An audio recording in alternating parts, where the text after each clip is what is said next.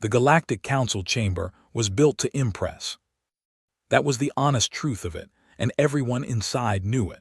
The ceiling rose 400 meters above the floor, carved from a single piece of black Valorian stone that had been hauled across 6 star systems at a cost that could have fed 3 colonies for a decade. The seats were arranged in a perfect circle, tier upon tier, each species given a position determined by the length of their membership.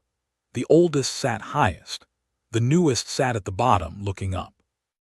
It was not an accident that the newest sat at the bottom. Ambassador Vale of the Kethar arrived early, which was his habit. He was old by most species standards, old enough that the gray had moved past his temples and taken over entirely, old enough that his joints made their opinions known every morning. He carried a single data chip in his left hand. He had not slept the night before. He took his seat in the middle tiers, which was where the Kethar had sat for 300 years. Not old enough for the top, not young enough for the bottom. The middle, always the middle, where you could see everything clearly and change almost nothing. Other delegates filed in over the next hour. The Volkai came last, as they always did. Grand Consul Dreth led their delegation, 7 of them, robes the color of deep water, moving like they owned the floor because, in most practical senses, they did. The Volkai had held a council majority for 60 years. They had expanded their territory 11 times in that period. They were, by every measurable standard, the dominant power in the known galaxy. Dreth did not look at Vale when he passed. He never did. The session was called to order by the council speaker, a thin Mehari woman named Solis who had been doing this job for 22 years and had the permanent expression of someone who has stopped being surprised by anything. She called the first item. Territory Review, Sector 7 Gamma. Vale sat up straighter. Sector 7 Gamma was a spiral arm corridor, not especially rich in resources, not especially populated but strategically positioned between 2 major trade lanes. 3 years ago, a small species called humanity had established their 4th colony there. Kepler 7, 40,000 people, miners mostly, some farmers, a medical station. Now the Volkai wanted the corridor. The debate began, as these debates always began, with maps. A Volkai delegate stood and walked the council through the strategic value of the corridor. He used words like natural extension and historical claim and underutilized space. He had a pleasant voice. He smiled a lot. The maps he showed made the corridor look empty, which it was not, but the colony markers were very small and the Volkai territory markers were very large and color-coded in a confident shade of blue. Several other delegates spoke. Most of them said things like, "We understand the strategic concern, and of course this must be handled diplomatically, and we trust the council's judgment." None of them said no. Vale listened to all of it. Then the speaker called for any remaining comment before the vote, which was the usual formality. Usually no one spoke at this stage. The outcome was already understood, and Vale stood up. There was a small ripple through the chamber. Not shock, just notice. The Kethar ambassador was on his feet, which was unusual. He was old and quiet and had not made a speech in 4 sessions. "Ambassador Vale," the speaker said, "you have the floor." He did not use notes. He had thought about what he wanted to say for 3 weeks, and he knew it by heart. "I want to talk about humanity," he said. His voice carried well. He had given a lot of speeches in this chamber, and he knew how to use the acoustics. "I visited Earth 11 years ago," he said. "I was part of the first formal Kethar diplomatic contact mission. I spent 4 months on the planet's surface. I read their history. I spoke with their leaders. I ate their food, which I will say was considerably better than I expected." He paused. No one laughed. "I want to share some of what I learned." Dreth was watching him from the upper tiers with an expression that was not quite boredom and not quite irritation. Something between the two. "Humanity," Vale said, "has been a space-faring civilization for 61 years. In that time they have established 7 colonies, developed 2 new propulsion systems, and made contact with 14 other species. By those numbers they look young, small, manageable. He let the words sit there. They are not. He touched the data chip in his hand. He did not use it. He did not need it. Humanity spent 10,000 years in continuous conflict with itself, he said. Not occasional wars, not border skirmishes. Continuous, total, civilization-level warfare with interruptions, yes, but no long peace. They fought over land, over water, over belief, over the color of each other's skin, over words written in books, over lines drawn on maps that kept changing. They invented weapons specifically designed to destroy everything within a given radius, and then improved those weapons 17 times. They developed diseases as tools of war. They burned each other's cities. They buried each other in unmarked ground, and then built new cities on top of the graves and named streets after the people who had done the burying. The chamber was quiet. This was not the usual kind of council speech. They did all of this, Vale continued, and they survived. Not just survived, they kept building. They kept having children. They kept writing music and painting walls and arguing about philosophy in the same breath as they were sharpening their knives. And then 61 years ago they looked up, saw the stars, and decided to go there. He looked at Dreth. They are 61 years into space travel, he said, and they are already better at it than most species are after 200, because they have spent 10,000 years learning how to fight and how to survive, and how to turn catastrophic loss into a reason to try harder. That is not a boast on their behalf. That is simply what their history shows. He paused. If this council authorizes a military strike on a human colony, he said, it will not be the beginning of a campaign.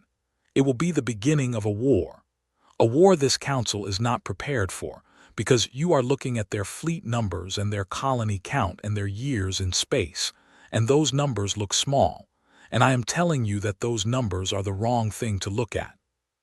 He sat down. The chamber was quiet for a moment, just a moment. Then Dreth spoke from the upper tier without standing, which was his way of signaling that he did not consider the matter worth the effort of standing. The Kethar ambassador, Dreth said, has given us a very vivid history lesson. A small ripple of laughter from the upper tiers. And I am sure the humans are very impressive in their own small way, but I think the ambassador may be confusing what a species was with what a species is. Humanity has been to space for 61 years. We have been to space for 900. They have 7 colonies. We have 83. They have 1 combat fleet of 42 vessels. We have a standing military of 11,000 ships. He let that number breathe.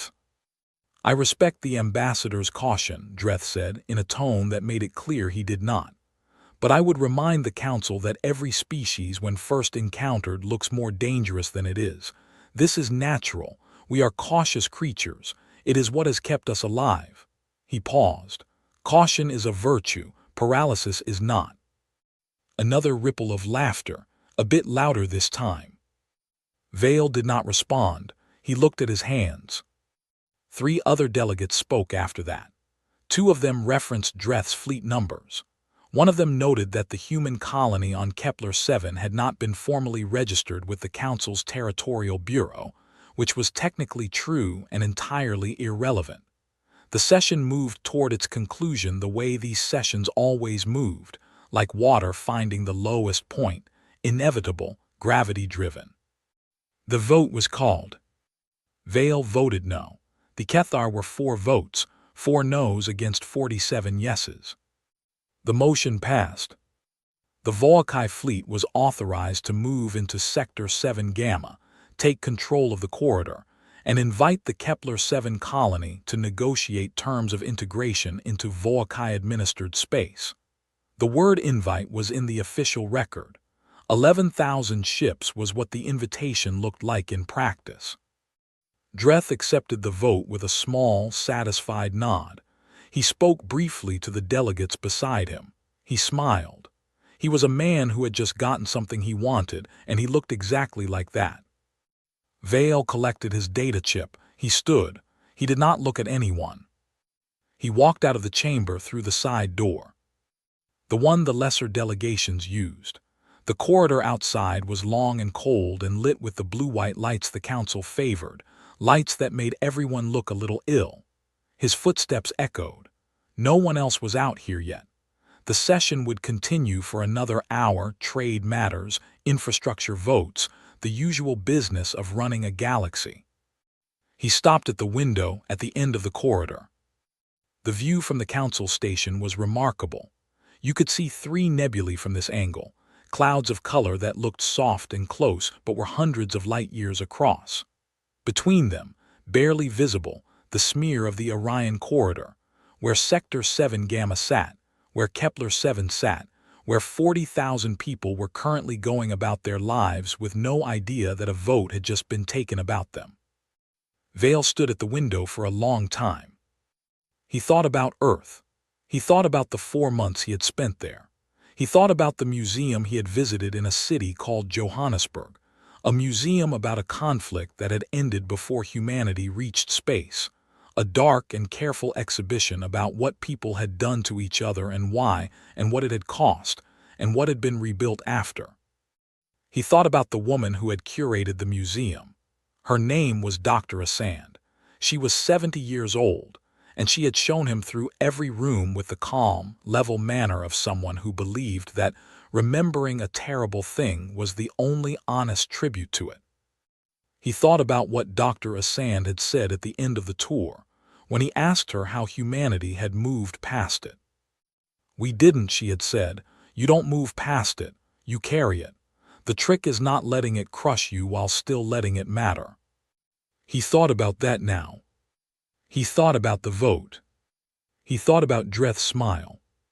He pressed his hand against the cold glass of the window and looked at the stars, and he thought about what was coming, and he did not feel righteous about having spoken.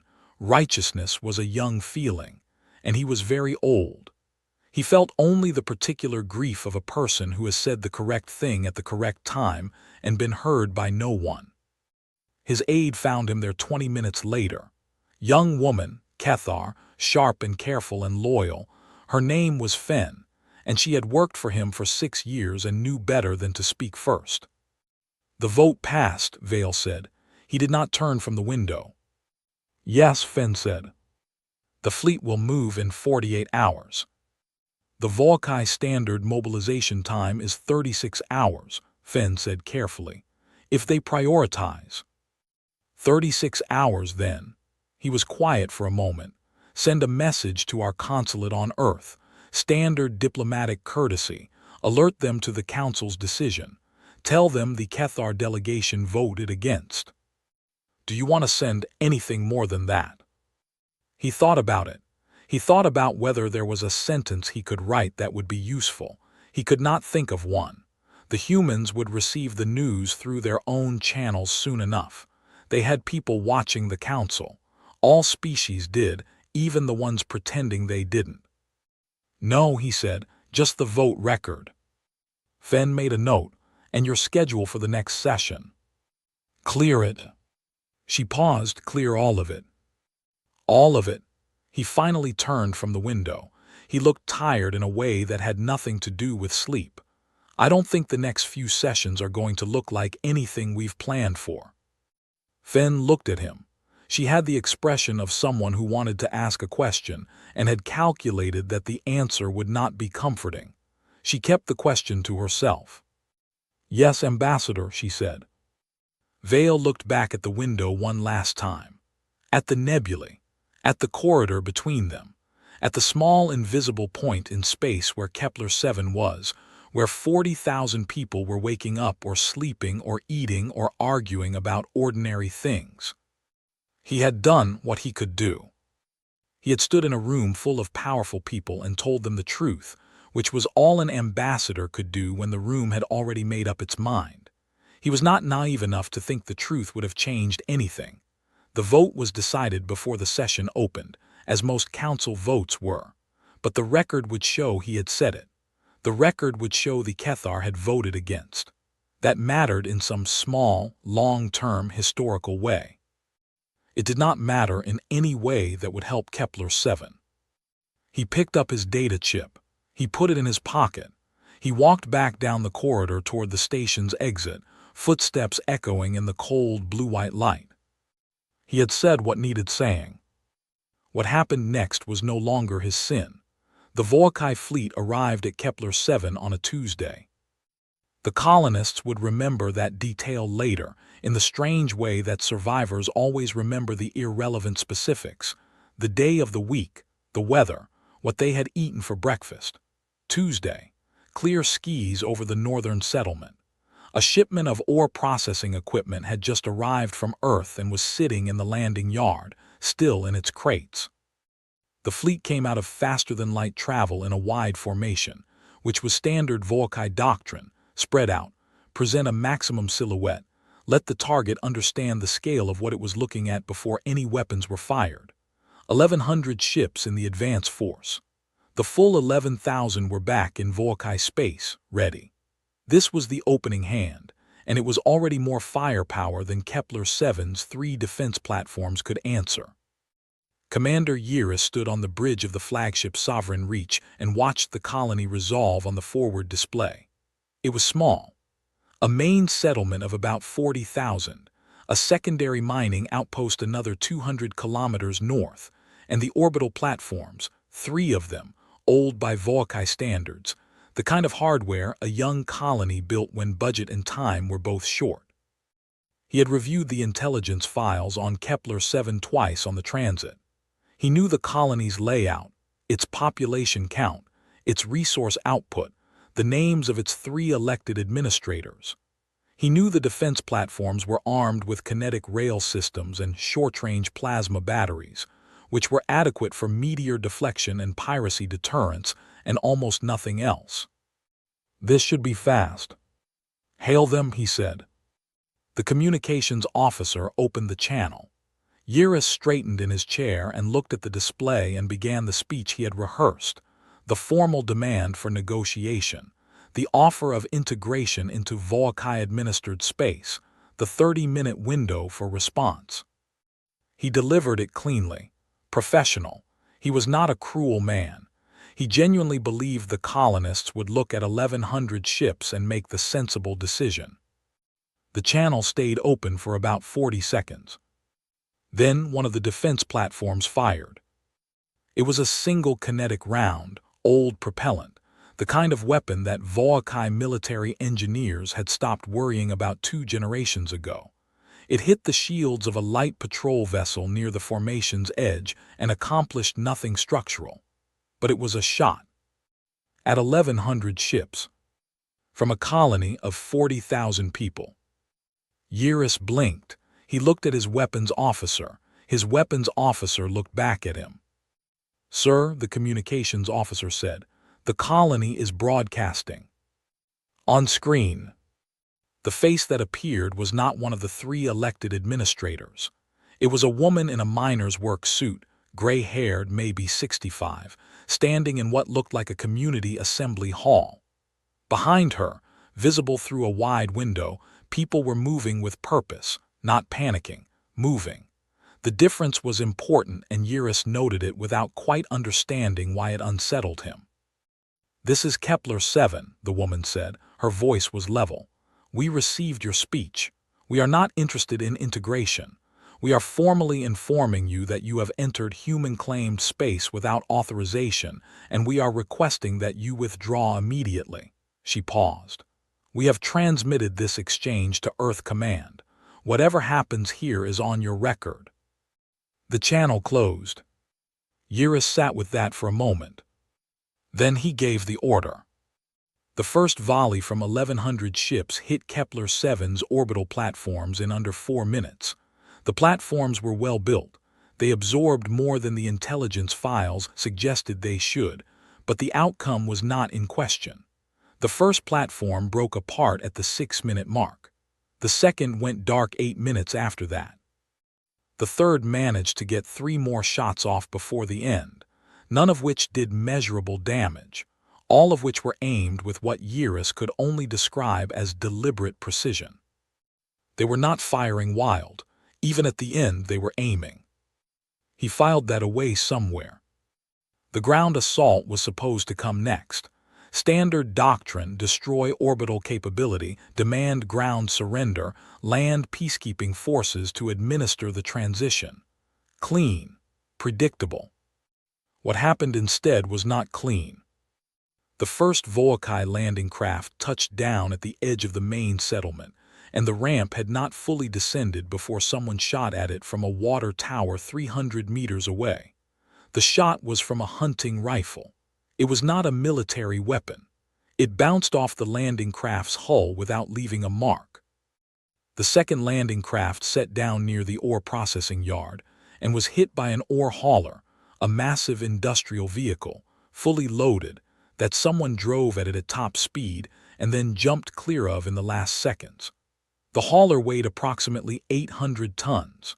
The landing craft's landing struts held, but the impact crumpled the forward loading ramp, and the craft could not deploy its troops. The third landing craft never touched down. Someone on the ground had rerouted power from the settlement's main reactor into the emergency magnetic accelerator system, the one normally used to launch ore canisters into orbit for collection, and fired a series of 800-kilogram ore canisters at the descending craft in rapid succession. They were not precision weapons, but there were a lot of them, and the third landing craft veered off and took significant damage to its port engine. Yura stood at the display and watched his neat operation become untidy. "What are they shooting with?" he asked. His intelligence officer looked genuinely puzzled. "Mining equipment, sir. Industrial machinery. We're seeing—" He stopped, looked again. "We're seeing converted supply freighters moving to intercept our secondary patrol wing."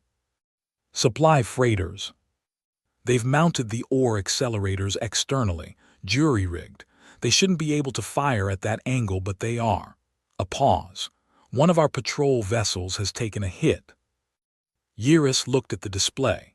40,000 farmers and miners and teachers and doctors with no military and no military hardware, and 30 minutes of warning, had just damaged a Volkai patrol vessel with a repurposed ore launcher bolted to the outside of a cargo freighter. He felt something cold move through him then. He could not have named it precisely. It was not fear, not yet. It was closer to the feeling of stepping onto ground you believed was solid and feeling it shift slightly underfoot. "Get the ground troops deployed," he said. "Full force, end this quickly." Suhan Park was 67 years old and had lived on Kepler 7 for 11 years. She had come out here from a city called Busan, on Earth, after her husband died and her children were grown, and she found that she did not want to spend the remaining decades of her life in a place where everything reminded her of the years before. Kepler 7 was not comfortable. The soil was wrong for most things she wanted to grow.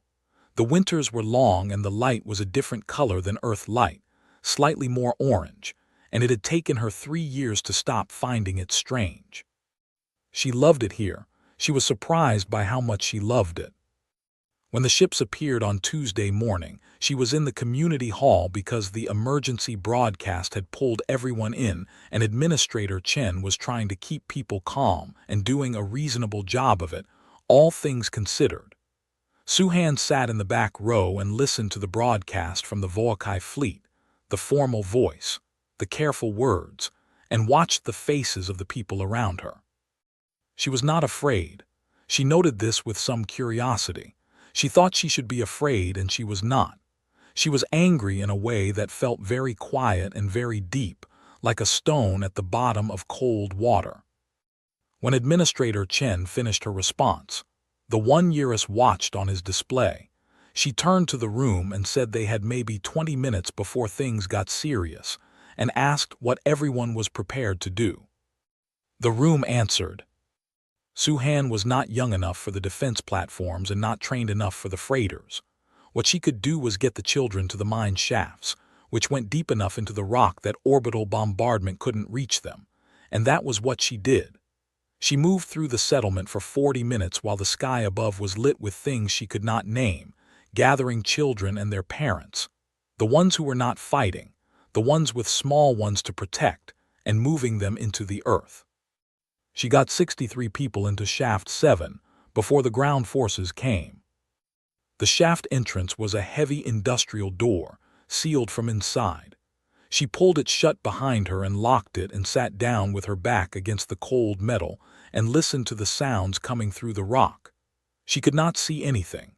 She could only feel the vibration when something large fell nearby and hear the muffled sounds of things happening above. At some point a child, 4 years old, maybe 5, a boy named Davy who belonged to one of the mining engineers, climbed into her lap and went asleep. She sat there with Davy asleep on her lap and listened to the world above change. She had a lot of time to think. She thought about what she had seen when she left the HFY broadcast on. Before she went to collect the children, she had watched the rest of it, the part after Administrator Chen closed the channel. She had watched the formation on the sky feed, all those ships. She thought about what her father had told her once, when she was young and frightened about something she could no longer remember. He had said, "The size of the thing coming at you is not the thing that determines what happens next. What determines what happens next is what you do in the next 5 minutes." Her father had been a very practical man. She thought about that. She thought about the ore hauler that someone had driven at a landing craft and jumped clear of. She did not know who had done that.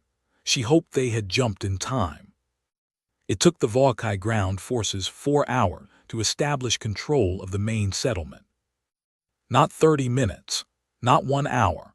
4 hours against people with hunting rifles and industrial machinery and a colony's worth of accumulated stubbornness. Yiris received the final control report and read it 3 times because the casualty figures did not look right and he wanted to be sure he was reading them correctly. He was. 17 HFY soldiers dead, 89 wounded, 1 patrol vessel with significant damage, 2 landing craft disabled. From 40,000 colonists with no military. He sat with that number 17 and thought about what it meant. 17 was not a catastrophic number. In historical terms, it was a small number. But you had to understand the context of the number, which was that it had come from people who were not soldiers, fighting with tools, and it had come in 4 hours. He thought about what the number would look like if those people had been soldiers. He thought about what it would look like if they'd had 4 days instead of 4 hours. He put the report down and asked his communications officer for the latest signal intercepts from the direction of Earth. The officer pulled them up. Yiris read them. Earth had received the alert from Kepler-7 within minutes of the attack. The colony had transmitted everything, the HFY broadcast, the exchange with Administrator Chen, the live feed of the orbital platforms coming apart. The signal had hit Earth Command 8 hours ago. The response had been going out for 6. The content of the response was short. It was one message, broadcast on every channel, and it had already been picked up by 17 other species monitoring stations, which meant it was not a private communication. It was meant to be read. Yiris read it. To the Galactic Council and all monitoring parties. At 8:40 hours Tuesday the 14th, HFY military forces attacked and occupied the human colony of Kepler-7 without provocation and without legal authority. Earth Command is treating this as an act of war. All human vessels, stations, and colonies are hereby placed on full military footing. Further communication will be conducted through Admiral Sira Akafer, Earth Combined Fleet Command. President's Office, Earth. He read it twice. He noted the name, Admiral Sira Akafer. He did not know the name. He had intelligence files on Earth's military leadership, and he searched his memory and the name was not there, which meant she was either new to the position or had been deliberately kept out of public records. Neither option was comforting. He also noted the phrase full military footing. He had read enough Earth history. It was part of standard HFY diplomatic intelligence. Even if most of his colleagues had not read it carefully, to know what that phrase had meant historically. It had never meant something small. He sent a message to Grand Consul Dreth flagging the intercept. Dreth's response came back in 2 hours. Proceed with integration. Earth is posturing. Monitor and report. Eurus read that response. He saved the intercept. He saved Dreth's response. He saved his own message. He did not know precisely why he was saving them. He told himself it was standard record-keeping. He looked back at the display. On the surface of Kepler-7, his forces had secured the main settlement. The secondary mining outpost was still holding. A handful of people, no military hardware left, nothing they could fight with. His ground commander was requesting authorization to move on the outpost. He authorized it. Then he pulled up the scan of the mine shafts, 17 of them running deep into the rock. His ground commander had flagged them. People had gone in. The doors were sealed from inside, and Volkai's standard doctrine in occupied territory was to wait them out. They would come up eventually. People always came up. Eurus approved the wait. He did not order the shafts opened by force. He was not sure later why he made that choice. He told himself it was practical. Forced entry into a sealed mine shaft was costly and slow. But there was something else, something he didn't examine too closely. Something about the image of people going into the ground with their children, pulling the door shut behind them, sitting in the dark. Something that felt, if he was honest, like courage he had not expected to find in a colony of farmers. He looked at the display for a long time. Outside the shaft doors, 63 people sat in the dark and waited.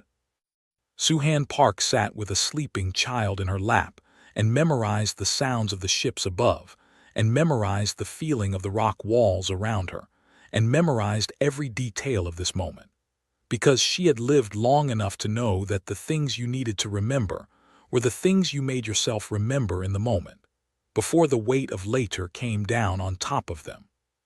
She memorized their ships. She memorized their markings. She had nothing left to do but remember. 8 months after Kepler-7, Grand Consul Dreth held a meeting. It was supposed to be a briefing, a routine review of the campaign's progress, the kind of meeting that 4 months ago, 6 months ago, had been mostly good news delivered in orderly fashion. Territory secured, human vessels pushed back, the corridor locked down. Those meetings had been easy. This one was not. Dreth sat at the head of the long table in the Sovereign Reach's command room and looked at the faces of his senior officers and understood, in some back part of his mind, that he was not ready to listen to yet, that the faces were different now. Something had changed in them. They were still professional, still composed, but there was a quality behind their eyes that had not been there 8 months ago. He had seen that quality before. He had just never expected to see it in his own officers. Commander Eurus placed the report on the table in front of him. Dreth looked at the cover. He did not open it yet. "Give it to me directly," he said. Eurus had been doing this job for 22 years. He was not a man who flinched. He did not flinch now. But he did take a breath before he spoke, which was not his usual habit, and Dreth noticed. "Fleet losses as of this morning," Eurus said. 41% of the advance force, 17% of the second wave. 3 of our 8 resupply stations have been destroyed. The Kepler corridor is contested. We hold the colony, but we do not control the surrounding space." He paused. "The humans have established a forward command position at the Renath asteroid belt. We cannot confirm its exact location. We have tried 4 times. Dreth looked at him. 4 times. Each time we sent a search and clear group, it did not return. A pause. The 4th group was 40 ships. The room was quiet. Dreth opened the report. He looked at the numbers. He was a man who was good at reading numbers. It was one of his genuine skills, the ability to look at data and understand what it meant, which was why he had risen to Grand Consul in the first place. He read the casualty figures. He read the loss rates. He read the projections. He closed the report. "These projections," he said, "if they're accurate."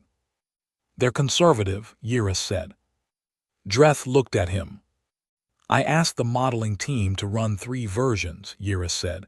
Optimistic, realistic, conservative. What you're looking at is the conservative projection. The other 2 are, he stopped. They're worse. Dreth set the report down. He looked at the table. He was quiet for a long time, long enough that the officers around the table began to exchange very careful glances, the kind of glances that don't move your head. How, Dreth said finally, not angrily. He sounded like a man trying to understand something. Explain to me how a species with 42 ships 8 months ago is doing this to 11,000. Yiris had spent a lot of time thinking about this question. He had thought about it in the middle of the night, lying awake, going over the engagement records one by one. They don't fight the way we expected, he said. They don't fight the way any species fights. Every engagement model we have is built on observed behavior from species that have established military doctrines. You know the doctrine, you know what to expect. You can plan. He put his hands flat on the table. Humans don't have 200 years of doctrine. They have 60 years. So instead of doctrine, they have adaptation. Every time we develop a counter to something they've done, they've already stopped doing it. They don't repeat tactics that didn't work, not even once. All species adapt, Dreth said. Not like this. Yiris pulled up a display. The Battle of Renath II, the first one, month 3. They used a pincer formation, standard aggressive pattern. We countered with a containment spread. It worked. They lost 30 ships. He moved to the next engagement. Renath II, the second battle, 3 weeks later. No pincer. They came in from below the engagement plane. We didn't have sensors oriented that direction because no one does. It's not a standard attack vector. We lost 60 ships before we could reorient. He moved again. Outer Kepler engagement, month 5. They faked a full retreat, let us pursue, and then used the asteroid field to split our pursuit force into 3 groups. Each group was engaged separately. We lost 112 ships. He looked at Dreth.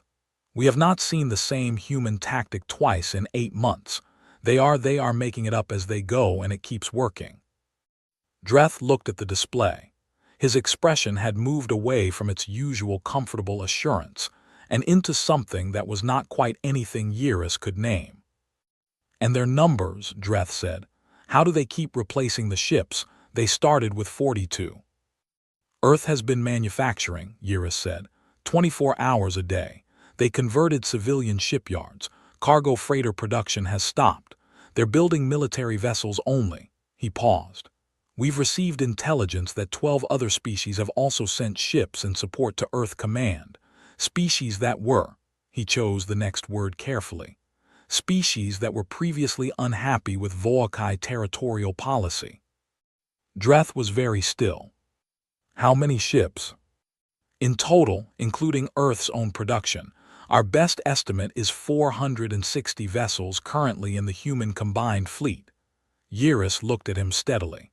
8 months ago, they had 42.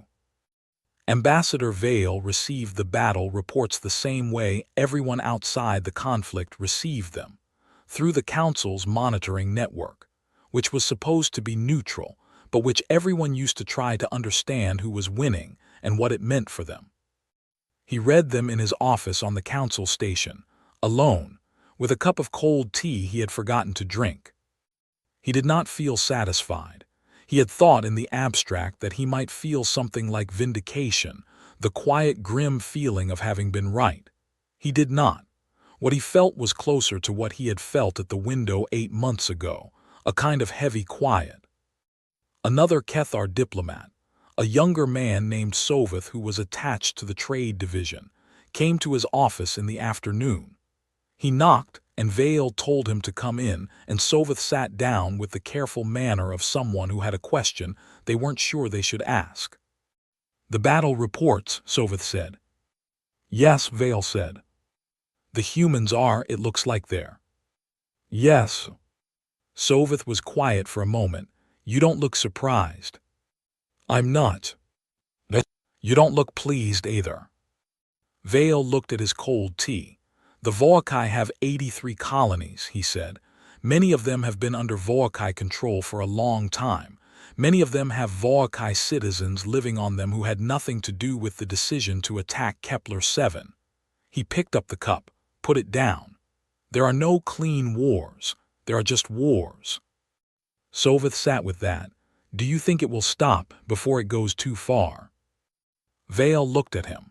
Soveth was maybe 30 years old, bright, genuinely decent. He had not been in the chamber the day of the vote. He had not seen Dreth's face.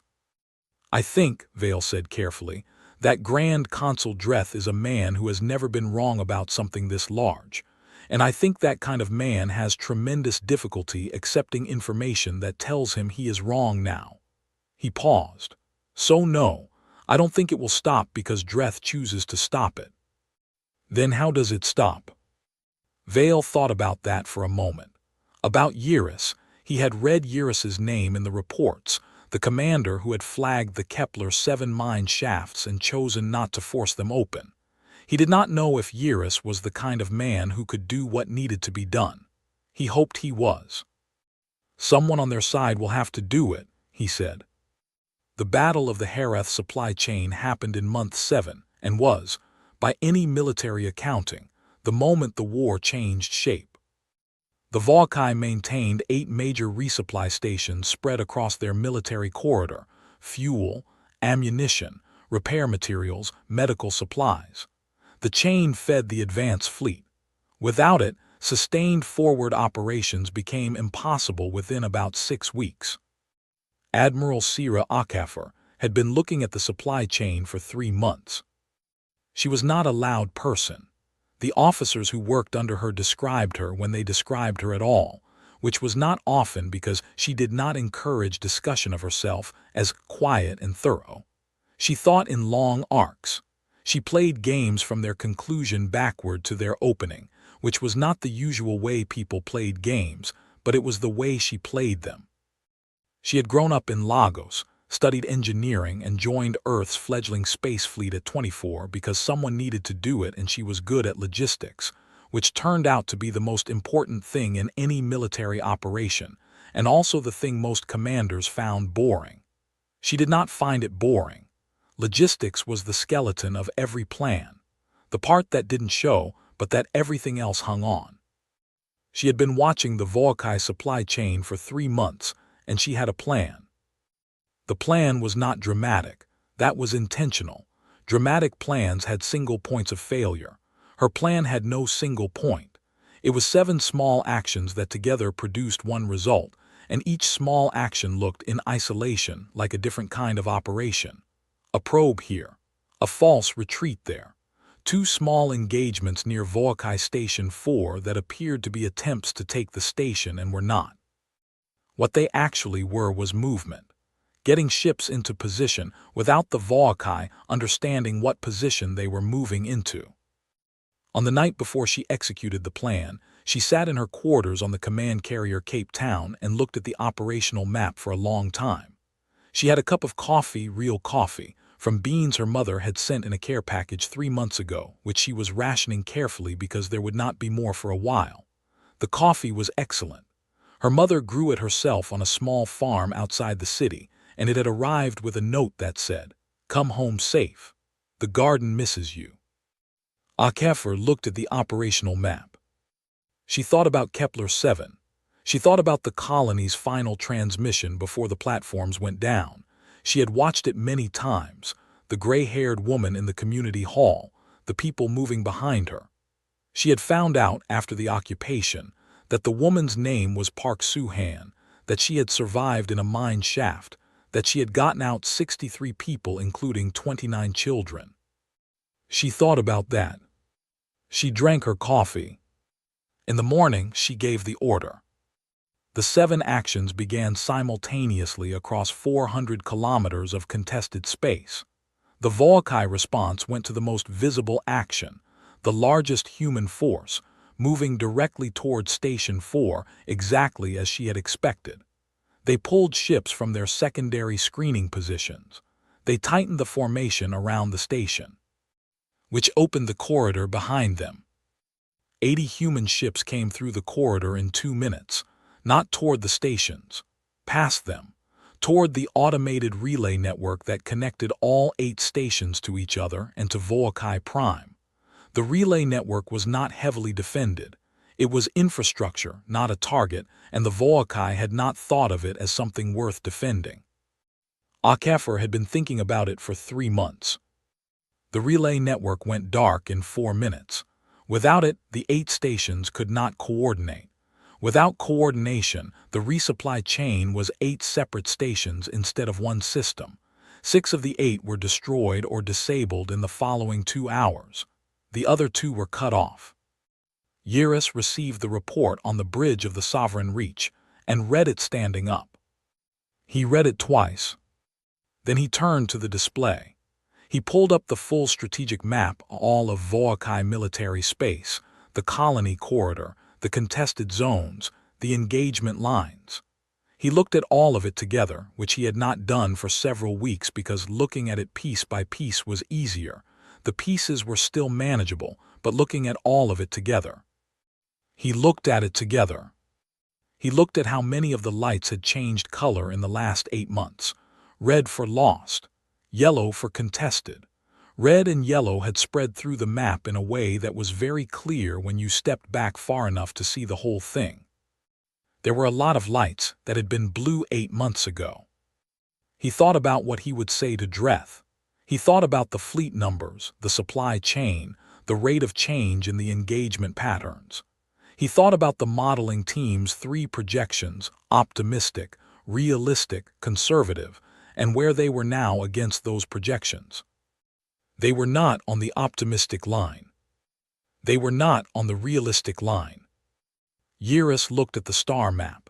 He looked at how many lights had gone dark. He made a decision that he had been approaching for weeks, the way you approach the edge of something, knowing it's there, not quite letting yourself arrive at it. He arrived at it now. He called his communications officer. "I need a private channel," he said. "Encrypted, non-Voakai routing, use the Mehari civilian network. I don't want it touching our military system." The officer looked at him. "Sir." "Do it," Yiris said. The officer did it. Yiris sat down and thought about what to say and how to say it. He thought about Kepler 7, and the mine shaft doors sealed from the inside, and the woman in the community hall who had told them to get out of human space, and the number 17, which had not stopped sitting at the back of his mind in 8 months. He thought about the star map and the dark lights. He thought about how many more lights were going to go dark before Dreth was willing to look at the whole map at once. He started writing. He wrote to Admiral Sira HFY, Earth Combined Fleet Command. He did not know if she would respond. He did not know if he was too late or not late enough, or exactly the right amount of late for the kind of conversation he needed to have. He did not know if she was the kind of person who could be talked to. He knew he had to try. He sent the message. Then he looked at the star map for a long time. Dreth looked at the star map and for the first time noticed how many of the lights had gone dark. HFY read Yiris's message 3 times. The first time she read it fast, the way she read everything fast, scanning for the shape of it, the intent, the thing underneath the words. The second time she read it slowly, looking for the trap. The third time she read it like a document, carefully, the way her engineering training had taught her to read specifications, looking for what was stated, what was implied, and what was absent. What was stated: Commander Yiris, senior military officer of the Voakai Advance Fleet, was requesting a private meeting. No weapons, 1 ship each, neutral coordinates which he proposed and she could reject and replace with her own. What was implied? He was doing this without authorization. The routing she'd traced, her signals team had spent 4 hours on it, went through the Mehari civilian network. He had deliberately kept it off Voakai military channels. What was absent? Any mention of Grand Consul Dreth. She sat with the message for a day. Not because she was undecided, she knew within the first hour what she was going to do, but because the decision carried weight and she believed in giving weight its proper time. She had a habit of this. Her officers sometimes found it unnerving, the way she went quiet before a major call. They had learned to leave her alone when she went quiet. She changed his proposed coordinates to her own, a stretch of empty space in the outer Renath region, far from both fleets, where the nearest star was a dim red dwarf that gave off just enough light to navigate by and nothing else. She sent the response through the same Mehari routing he had used. He confirmed within 2 hours. She took one ship, a small fast courier, the Ibadan, with a crew of 12. She left behind her second in command with sealed orders and went. The Ibadan and Eurus's ship, a light scout vessel, as promised, smaller than the courier, arrived at the coordinates within 20 minutes of each other. No weapons were charged on either side. Her sensors confirmed it. She had people watching his ship every second of the approach and would continue watching for the duration. Eurus came across alone in a shuttle. She met him in the Ibadan's small conference room, which was not designed for diplomatic meetings. It had a folding table and 4 bolted-down chairs, and a wall display that currently showed a navigation map. And she did not apologize for its appearance, because it was what they had, and she was not in the habit of apologizing for circumstances. She was already in the room when he came through the door. She had not dressed for a meeting. She was in her working uniform, which was plain and dark and showed no decorations because she had never seen the point of wearing decorations. Her coffee was on the table. She had not offered him anything and would not until she understood what he was there for. He was taller than she expected.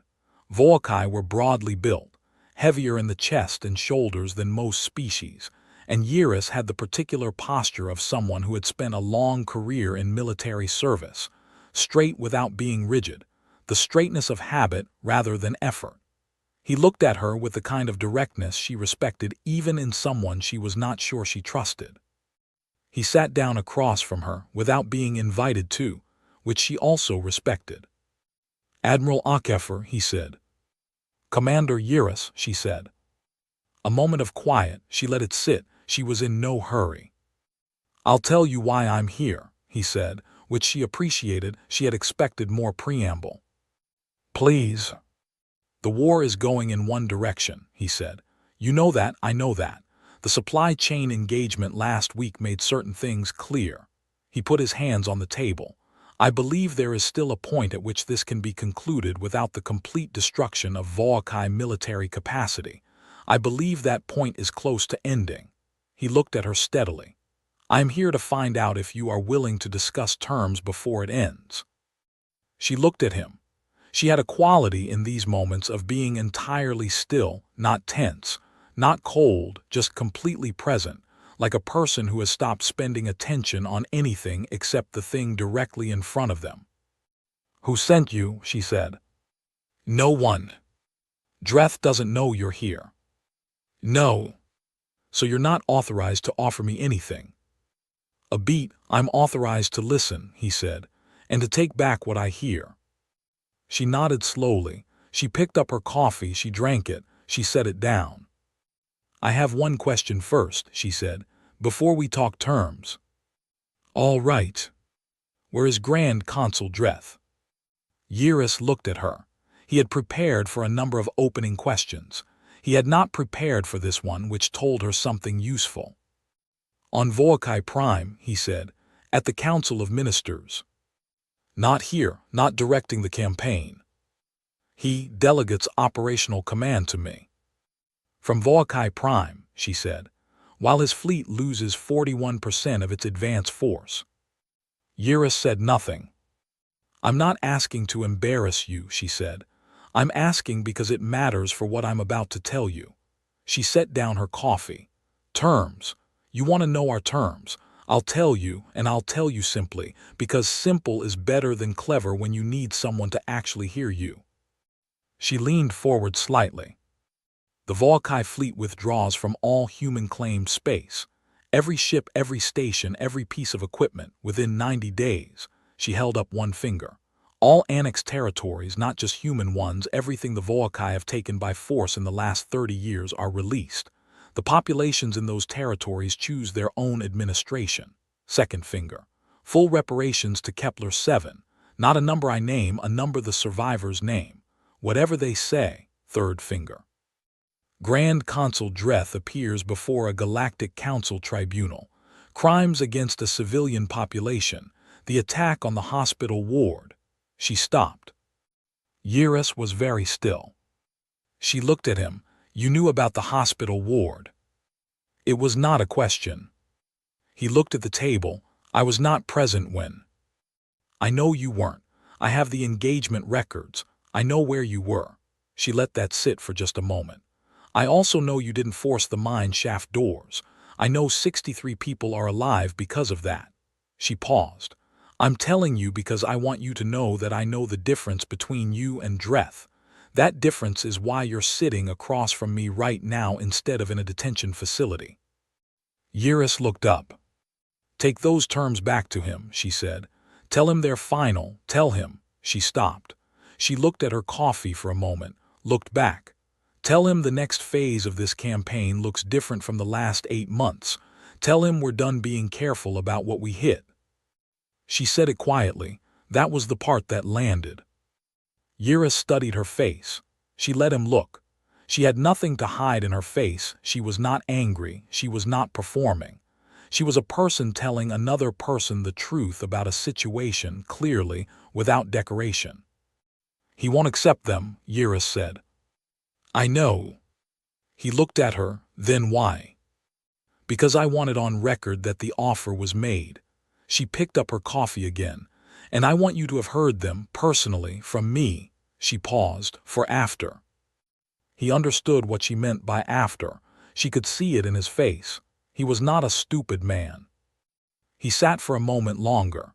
Then he stood. He had come with questions and she had answered all of them, more directly than he had expected, and there was nothing left to sit for. The terms will be recorded on my ship's log, he said. Non-Voakai routing. In case, he stopped. In case, she agreed. He nodded. He moved toward the door. Commander Yiris, she said. He turned. The hospital ward, she said. 22 children. I want you to have that number. She said it without heat. Not for me, for when you're deciding what to do next. He left. She sat alone in the conference room for a while after his shuttle cleared the Ibadan. She drank the last of her coffee. She looked at the navigation map on the wall. She thought about the terms and about Dreth, and about what she had just told Yiris. The next phase looks different, and about what that meant and what it would cost and what it would leave behind. She did not enjoy what she was planning. She had never enjoyed any of it. That was not the point. The point was finishing what had been started, which was not her fault, and doing it as cleanly as possible, which was the only standard she held herself to anymore. She signaled the bridge, set course back. Yiris delivered the terms to Dreth in person. He flew to Voakai Prime and went directly to the Council of Ministers building, which was all white stone and high windows, and the kind of architecture that was meant to make visitors feel small. He had been here many times. It had never made him feel small until now. Dreth received him in his private office. It was a large room. The desk was very old, a gift from a species that had been absorbed into Voakai territory 40 years ago. Dreth sat behind it in a chair that was slightly higher than the chairs available to anyone sitting across from him, which was deliberate and had always been deliberate, and Yiris had never thought about it until this moment. He delivered the terms. He delivered them exactly as Akafor had given them, clearly, simply, in order. He did not add anything. He did not soften anything. He had thought on the flight back about whether to frame them differently, and he had decided against it, because Akafor had been direct with him and he owed the same to Dreth, regardless of what Dreth did with it. Dreth listened. His face moved through several expressions: irritation, contempt, something that flickered briefly in his eyes when Yiris said the word tribunal, then back to contempt. When Yiris finished, Dreth was quiet for a long moment. She wants me to stand trial, Dreth said. Yes. Before the Galactic Council. Before a council tribunal, yes. Dreth looked at him. She called it crimes against a civilian population. Yes. For a military operation authorized by council vote. Eurus said nothing. Dreth stood up. He moved to the window. The view from his office was the capital city, broad and white and built over centuries, layer upon layer of Volcae civilization going back further than most species had written language. He looked at it for a while. She is a barbarian, Dreth said, not viciously, almost thoughtfully. 60 years in space and she thinks she can dictate terms to a civilization 900 years old. Sir, I want the second fleet activated, Dreth said. He turned from the window. His face had settled back into its familiar expression, assured, decided, the face of a man who had never seriously entertained the possibility that he might be wrong about something this important. Full mobilization, all available ships. We hit their forward command position and we hit Earth directly. One strike, maximum force, and this is over. Eurus looked at him. He had prepared for this answer, too. He had been preparing for it on the flight back. That will not work, Eurus said. Dreth looked at him. I am telling you that it will not work, Eurus said. His voice was steady. I have the engagement records. I have the loss projections. I have been watching this campaign for 8 months and I am telling you directly that a full mobilization strike against Earth will not end this war. It will deepen it. We cannot win a long war against these people. We are not built for what they are built for. They will absorb the loss and come back harder and we will have nothing left to absorb with. He stopped. Dreth looked at him for a long time. Activate the second fleet, he said. His voice had not changed. It was still calm, still decided, still the voice of a man behind a desk that was built to make other men feel smaller. Eurus looked at him. He had said what he came to say. He had said it clearly. There was nothing left to say after that. He left the office. He walked through the white stone building and out into the capital city and stood for a moment in the open air. Volcae Prime was a beautiful planet, old, layered with history and architecture and meaning. He had been born here. He had walked these streets as a child. He thought about Akafer's last words to him, for after. He went back to his ship. He transmitted a message through the Mahari network, 5 words. He refused. Terms are rejected. Elder Suhan Park stood before what remained of the Galactic Council. Not all the members were present. 7 delegations had withdrawn from the council chamber since the war began, 2 because they were Volcae allies, 5 because they had declared formal support for Earth, and the council's rules prevented active belligerents from floor access. The remaining members sat in their tiered seats in the big black stone chamber, and the room felt empty in a way it had not felt 8 months ago. Suhan stood at the floor-level podium. She was 67 years old and she was wearing ordinary clothes, not formal wear, not anything prepared for the occasion, because she had not had time to prepare anything and would not have known what to prepare anyway. She had been brought here on a fast diplomatic transport, and it had been explained to her on the journey that her testimony was being entered into the formal council record, which meant it would exist permanently, which meant it mattered permanently. She stood at the podium and looked up at the tiers of alien faces and thought about Davy, the boy who had slept on her lap in the mine shaft, who was currently staying with another family on Earth while his parents' case was processed, his parents being among the ones who had not come out of the main settlement. She thought about what she wanted to say and how to say it. She spoke for 11 minutes. She did not use notes. She described Kepler 7 as it had been the ore haulers, the orange light, the community hall where everyone gathered for decisions, the medical station where Dr. Renard worked, and where, on a Tuesday morning, 22 children between the ages of 3 and 9 had been in the ward for various ordinary childhood things, broken bones, respiratory infections, a minor surgery. She described what the ward looked like after. She did not raise her voice. She did not cry. She had done all of that already, in the mine shaft, in the months after, in the small hours of the night in the quarters she had been given on Earth. She had no more of it to spend here.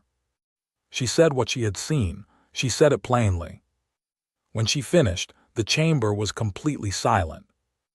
The council speaker, Solis, 22 years in the job, permanent expression of a woman who had stopped being surprised by anything, said, in a voice that was not entirely steady, "The testimony of Elder Park is entered into the formal record." Suhan nodded. She stepped down from the podium. Ambassador Vale, watching from his seat in the middle tiers, did not speak. He had not intended to speak. He watched Suhan Park walk calmly across the chamber floor and exit through the side door, and he sat with the silence she had left behind her. He thought about what Dreth had said, 900 years of civilization. He thought about what 11 minutes of plain words could do to a room that had been congratulating itself on its civilization for centuries. Akafor received Eurus's message 30 minutes after Suhan left the chamber. She read it. She finished her coffee. She gave one order. She did not enjoy what came next. But she did not stop it either. The second Volkai fleet was 11,000 ships. It had taken 3 weeks to mobilize, pulling vessels from patrol routes, from colony defense positions, from the training yards where new crews were still being certified. Dreth had ordered full mobilization, and full mobilization was what he got. 11,000 ships assembled at the staging point near Volkai Prime's outer ring, the largest single military force the Volkai had put together in 200 years. It was an impressive thing to look at. Even Eurus, who knew what was coming, stood on the bridge of the Sovereign Reach and looked at the formation on the tactical display and felt something move through him. Pride was not the right word. Something older than pride. The recognition of scale, the way scale could still affect you even when you knew it wasn't enough. Dreth had given the order from his office on Volkai Prime. He was not here. He was directing the campaign from the capital, which was his right as Grand Consul. Eurus had not argued about it. There was nothing left to argue about. The fleet moved. Akafor had been waiting for the fleet to move for 3 weeks. She had known it was coming. Eurus's message had said terms rejected, not fleet standing down, and those were two very different things. She had used the 3 weeks well. She had not moved toward Volkai Prime. She had done something that looked on any scan like a defense posture, pulling her fleet back, consolidating, covering the approaches to human core space. It was not a defense posture. It was a door. She had spent 3 weeks building a door, and when the Volkai Second Fleet came through it, the door closed. The engagement that followed lasted 9 hours. It covered a volume of space 2 light minutes across and involved approximately 12,000 vessels on both sides, because the 460 ships she had started with had continued to grow. Earth's yards had not stopped. The allied species had continued sending support, and what had been 460 ships 3 weeks ago was now 612. The tactical records of the battle were reviewed by military historians for decades after. Most of them focused on the same thing, not the scale, not the lost numbers, but the coordination. The human fleet and its allied vessels moved like a single organism, responsive and coherent across the full engagement volume. Every time the Volkai formation shifted, the human response was already in motion, not reactive, anticipatory. Akafor had gamed this battle 900 times over 3 weeks.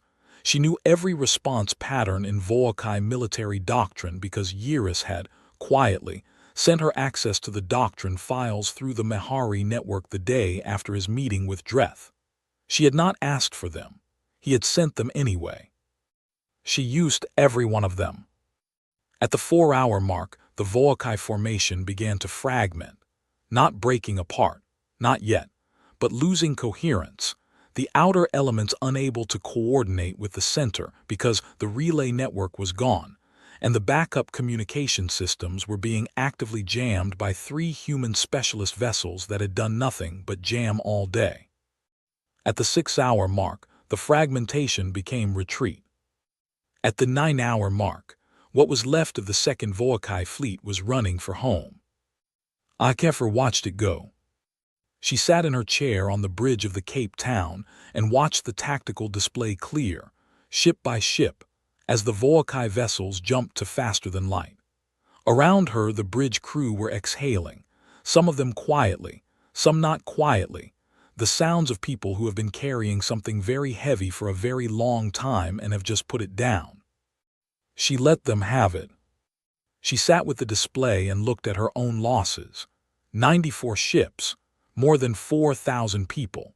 She looked at the numbers for a long time and did not look away from them because she believed in looking at costs directly, without softening and carrying them accurately. Then she gave the order to follow. The fall of HFY Prime was not a bombardment. HFY had been clear about this from the beginning, and she held to it even when 3 of her allied commanders pushed for it, arguing that a bombardment would be faster and cleaner and would end the threat permanently. She listened to all 3 arguments and rejected them all for the same reason. Humans did not glass planets. It was not a rule anyone had written down. It was not in any military code or treaty.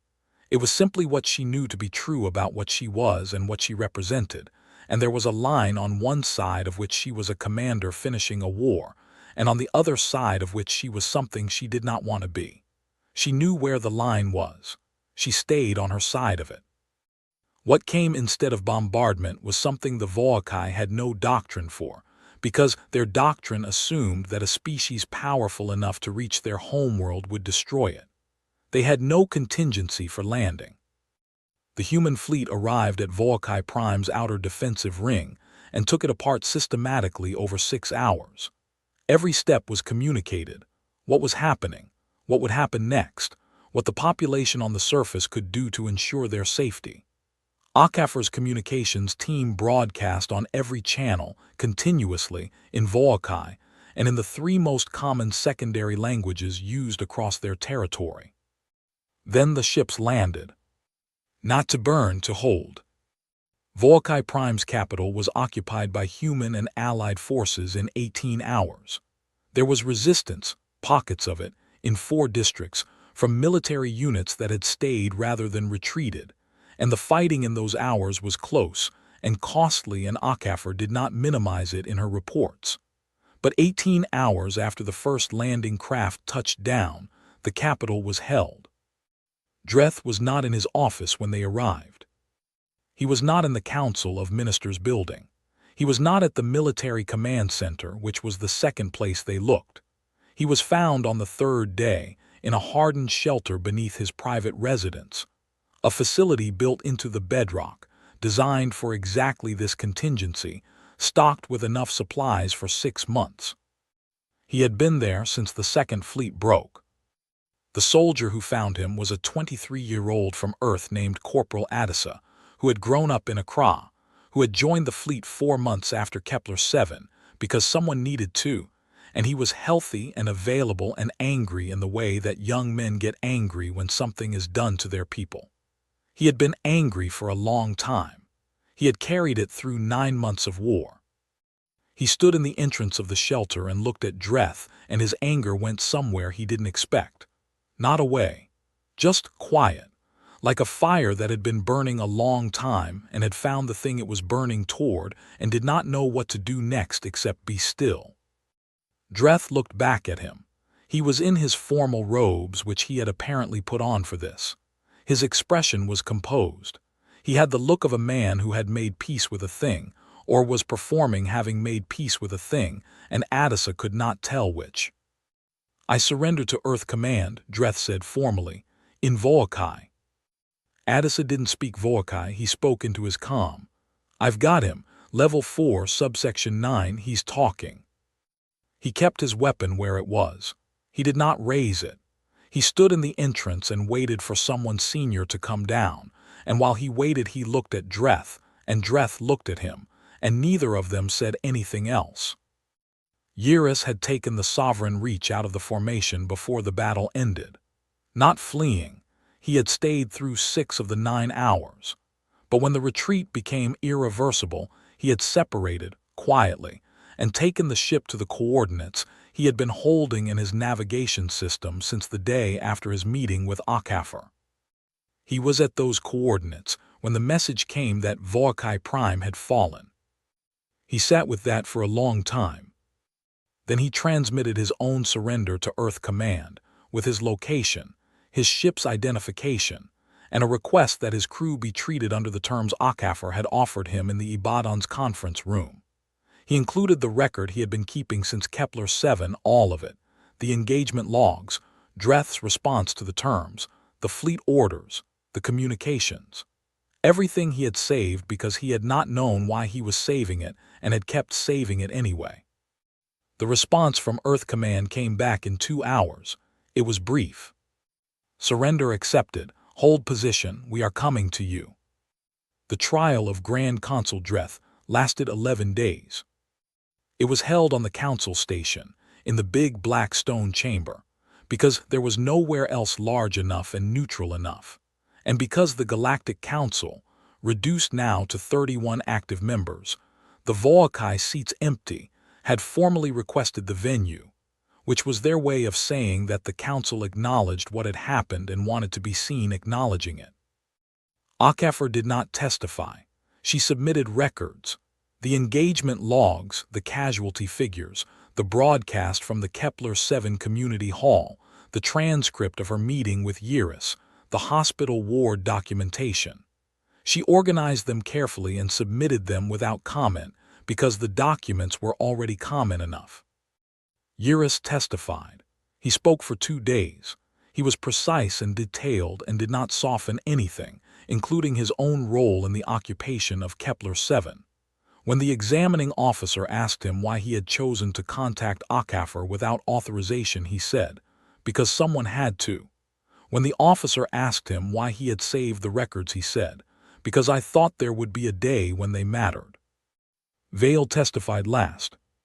He had been asked to speak as a witness to the council session 8 months earlier, the vote, the debate, the warning.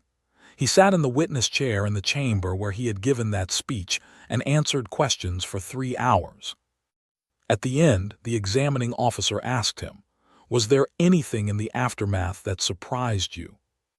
Vale thought about the question seriously, the way he thought about all questions. "No," he said. "Nothing." Considered, the speed, he said. "I had expected it to take longer, but the shape of it, no. The shape of it was exactly what I described in my warning, which means the information was available. It was always available." He looked at the floor for a moment. "What surprised me, if anything, is how little it would have taken to avoid all of this. Not much, just the ability to hear something you don't want to hear." He paused. "That is a small thing to ask. Most people find it very difficult." Dreth was convicted on 11 counts. He was not executed. There was significant debate about this. 3 of the allied species pressed for it, and HFY received formal inquiries from 4 governments asking Earth Command's position. Earth Command's position was trial and imprisonment, not execution. She had been asked about this privately by a journalist who had been given access to write a record of the war. The journalist asked why, given everything, she had argued against the harsher sentence. HFY had thought about the question. "Because he needs to be alive to watch what happens next," she said. She did not elaborate. She did not need to. What happened next was 12 years of rebuilding, Kepler-7 and the other colony that had been hit in month 3, and the species whose territories the Volkai had annexed over 30 years, who were now sorting out what self-governance looked like after decades of someone else's administration. It was complicated and slow and full of arguments and setbacks, and the kind of grinding daily work that does not look like victory, but is the only form victory actually takes in the long run. Earth contributed to all of it: ships, materials, technical staff, medical teams. HFY signed 53 bilateral agreements in the 2 years after the war ended. She drank a lot of terrible coffee at a lot of negotiating tables and did not enjoy most of it, which was fine, because she had never required enjoyment from her work, only results. Dreth watched from his cell, which was comfortable and well-maintained because she had specified that too. She was not interested in cruelty. She was interested in the things she had told Yiris about in the Ibadan's conference room, the things she had called after. After was taking shape, slowly, messily, in the way of all real things. Ambassador Vale visited Earth for the second time 2 years after the war ended. He had not planned to.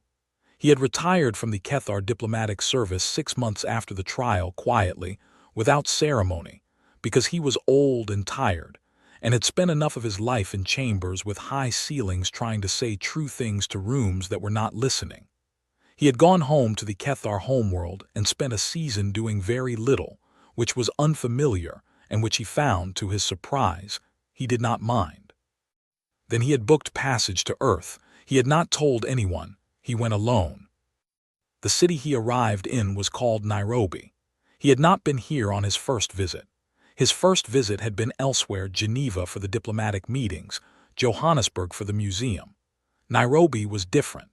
It was large and fast and layered, old buildings alongside new ones, markets alongside transit stations, trees growing up through infrastructure that had been built around them rather than clearing them.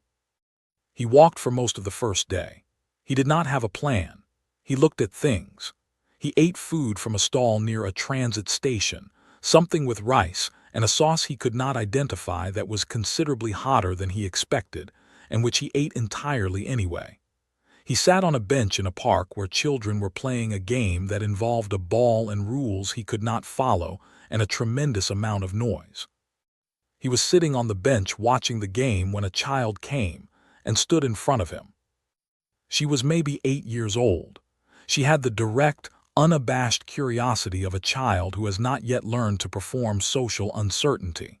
She looked at him, his gray Kethar coloring, his age, the particular way his eyes were set, with open interest. "What are you?" she said. "A traveler," he said. "Where did you come from?" "Far away." She considered this. "Is it nice there?" He looked at her. Behind her, the game continued, shouting and running, and argument about the rules and laughter. Around the park, the city moved, ordinary and loud, and full of the texture of people living in proximity to each other, which was always full of friction and noise and occasional beauty. He thought about the Galactic Council chamber. He thought about Dreth's smile. He thought about the vote and the window and the cold blue-white light of the corridor. He thought about Suhan Park and 11 minutes of plain words in a silent room.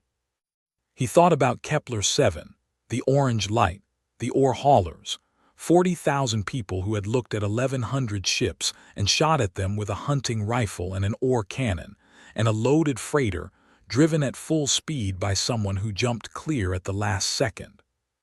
He thought about what it meant to be made of 10,000 years of surviving yourself, and what that did to you, and what it made you capable of, and what it cost. He looked at the child. "It was," he said, "before we made the mistake of thinking we were the most dangerous thing in the sky." The child thought about this with the seriousness that children bring to things that do not quite make sense to them, but that they recognize as meaning something. "Are you staying?" she said. He looked around the park, the game, the trees, the city beyond, building on top of history, on top of grief, on top of the next thing and the next. "For a while," he said. She seemed satisfied with this. She turned and ran back toward the game, which had generated a new dispute about something and required her immediate attention. Vale sat on the bench in the afternoon light, which was a different color than the light on the Kethar homeworld, sharper, more gold than orange, and watched the children.